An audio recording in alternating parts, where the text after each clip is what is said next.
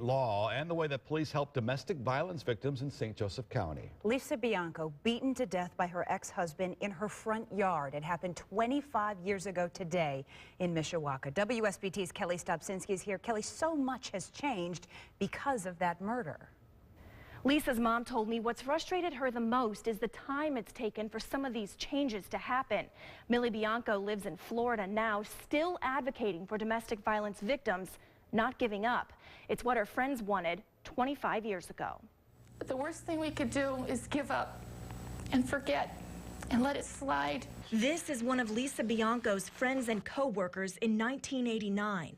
Lisa didn't let it slide, and I won't. Even after her ex-husband's abuse landed her in the hospital, Lisa worked at the Elkhart County Women's Shelter, helping other women through the same.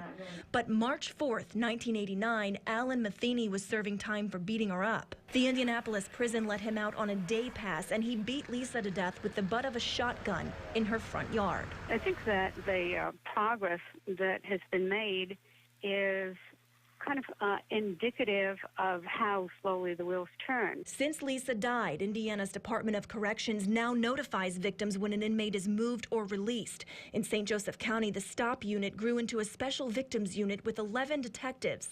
A federal grant helped establish the Family Justice Center to give victims free counseling, legal services, and other resources.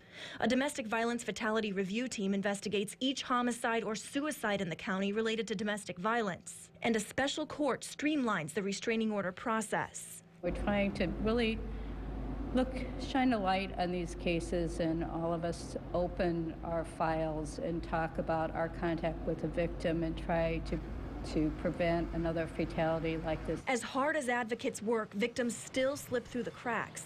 Last year, 6-year-old Shirley Mundia's father murdered her before police shot and killed him at the family's South Bend apartment. If in fact you are a victim of domestic violence, or you know someone who is, please pick up the phone, call the Family Justice Center, call SOS, call the police.